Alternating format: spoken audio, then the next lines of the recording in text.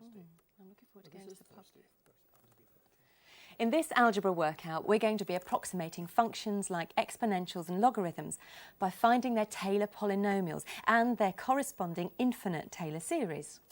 Now, it's not immediately obvious why you might want to do that, but one good reason is that being able to represent a function as a polynomial, even only approximately, makes it much, much easier to manipulate it.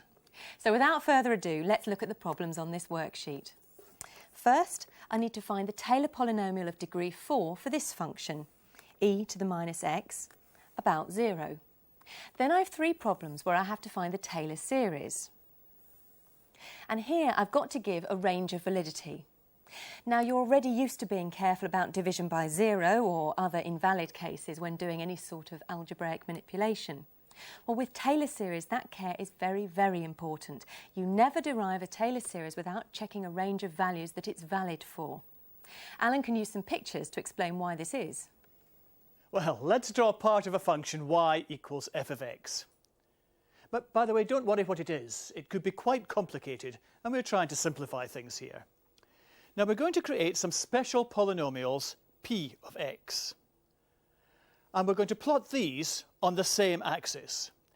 The idea of these polynomials is to approximate f of x at this point here, the point where the curve cuts the y-axis. Now, the first polynomial is the constant one. It takes the same value as f of x at the point, but otherwise, well, it isn't really very helpful. So how can we improve things? Well, this second polynomial, the tangent approximation, looks a bit better. It has the same slope as f of x at the point. The next one, a quadratic, is better still. And adding more and more terms will improve things further, and over a wider range. However, in this case, it looks as if it'll never get better outside this range. Now, this is called the Taylor polynomial of degree n. The general term has an x to the power n, and the coefficient is the nth derivative of f evaluated at 0 and divided by n factorial. This means the value of the Taylor polynomial at 0 is the same as the value of the function at 0. The first derivatives are the same, and so on and so on. So these are Taylor polynomials about 0, and they approximate well at x equals 0. Now, suppose you wanted to approximate at a general point A. Then, under the relevant translation, the Taylor polynomial has the following form.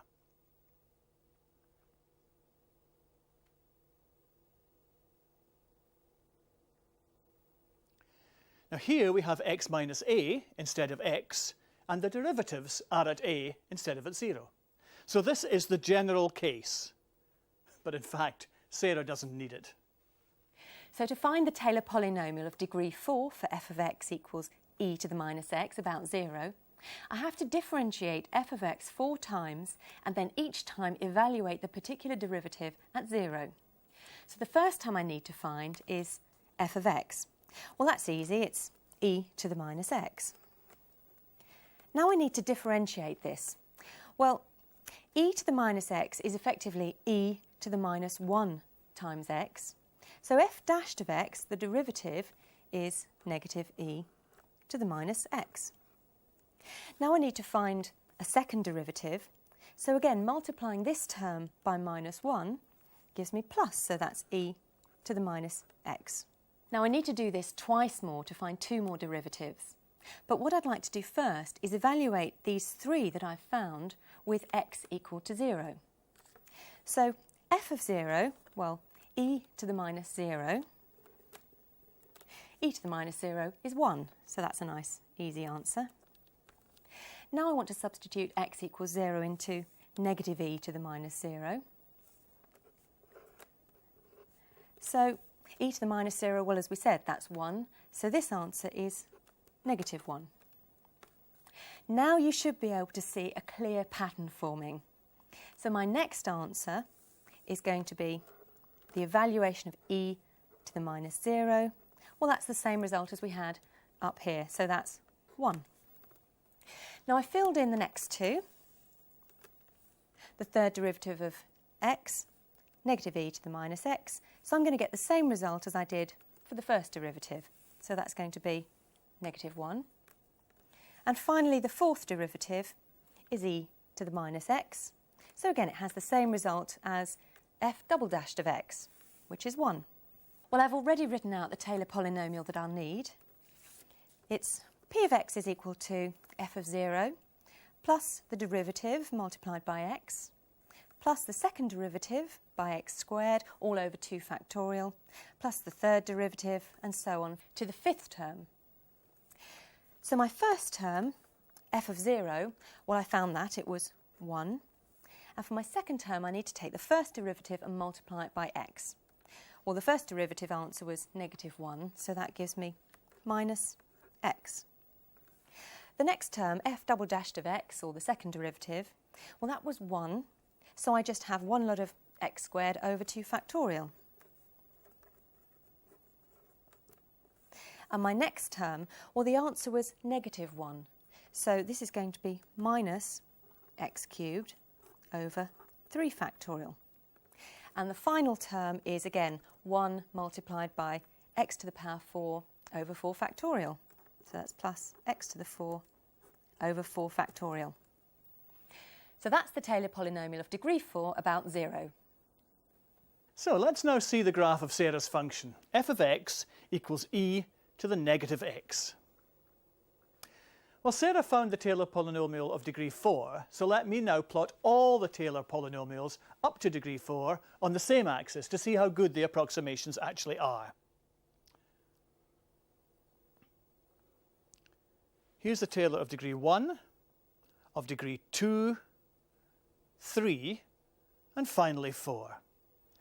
Now visually this looks excellent, and if you carry on adding terms, the approximation appears to get better and better. In fact, if you took an infinite number of terms, what we call a Taylor series, the approximation would be exact for every value of x. Now, many standard functions have Taylor series that are valid for all x. For example, sin x, cos x, and e to the x. These three are valid for all x. And some others have more limited ranges. For example, log of 1 plus x, the natural log, 1 over 1 plus x, and 1 plus x to the alpha, they're valid for x between negative 1 and 1. OK, well, that list of Taylor series is very useful for this problem. I can write the answer down straight away. So f of x will be equal to x minus a half x squared plus a third x cubed. Now I can see a pattern forming, so my next term will be minus a quarter x to the power 4, and the next term is going to be a plus, and so on. And that's valid over the range of x between 1 and minus 1. So less than 1 and greater than negative 1. Well, once again, let me show you the function log, natural log of 1 plus x, and compare that with the Taylor series. So here's the graph. F of x equals the natural log of 1 plus x. And now we're going to draw the Taylor polynomial of degree 1, and it's a straight line. Now watch this graph as we move up through the degrees, degree 2, 3, 4, and 5. Now these first 5 terms give you this graph. Now as usual, it's a good approximation about 0, but it's only valid in a particular range. From our pictures, you might think it's valid from about negative a half to 1. But if you take an infinite number of terms, you'll get an excellent match in the range from negative 1 to 1. Sarah? Now my next series problem is quite similar to the last series. That was natural log of 1 plus x, and this is natural log of 1 plus 4x squared. So I can just replace x by 4x squared wherever it occurs.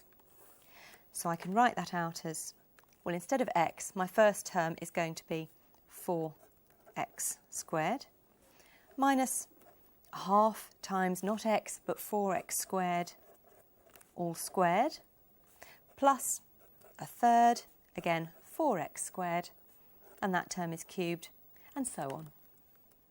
Well, now I can calculate this out. So that'll give me 4x squared minus, well, 4x squared all squared, that's 16x to the power 4. Multiply that by a half, that gives me 8x to the power 4. My next term is 4x squared cubed, well that's 64x to the power 6. Multiply that by a third, I'm going to write that in as a fraction, 64 over 3x to the power 6. Now my first solution was valid in the range x greater than -1 and less than 1. But remember, I need to replace every x with 4x squared. So my new range is going to be 4x squared greater than -1 and it'll be less than 1. Well, 4x squared is never negative, so straight away I can write 4x squared less than 1. And I'd like to express just in terms of x, and I can do this with a little bit of manipulation. So if I divide both sides by 4, I get x squared is less than 1/4. And now square rooting both sides, the final range will be x greater than -1/2 and less than 1/2. And that's the range that this solution is valid for. Well, my final series problem is this. f of x equals x over 1 plus 4x squared. Well, the closest standard result is this one, for 1 over 1 plus x, and that equals 1 minus x plus x squared minus x cubed and so on.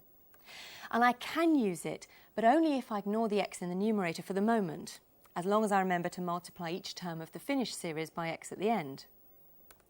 So I'm going to work with 1 over 1 plus 4x squared for the moment, and this will give me 1 minus, well, instead of x I need to put in 4x squared plus, well, x squared, that's going to be 4x squared squared, and that gives me 16x to the power 4 minus 4x squared cubed, which is 64x to the power 6.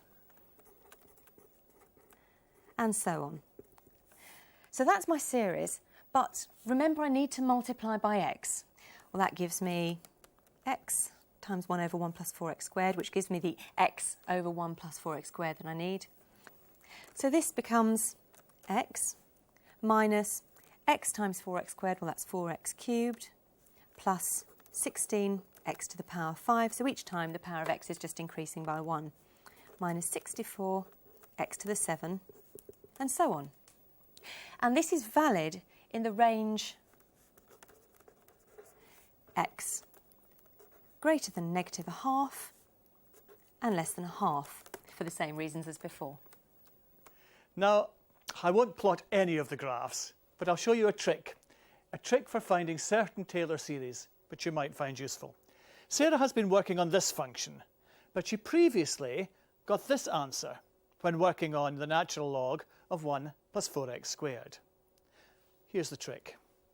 Let's differentiate the log of 1 plus 4x squared using the chain rule.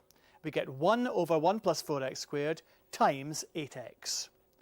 Now let's differentiate the series. 4x squared when differentiated gives 8x. Then we get minus 32x cubed plus 128x to the 5th minus etc. etc. Now, if you look at the left-hand side, you'll see that it's 8 times the original function. So let's divide through by 8. And we get f of x, x over 1 plus 4x squared, is x minus 4x cubed plus 16x to the 5th minus etc. etc. And that's just exactly what Sarah got originally. There is a certain intrinsic satisfaction in Taylor series. In a sense, they express the function as a sum of simpler parts, a sort of splitting the atom for functions. And with that rather deep remark, that's all from this algebra workout.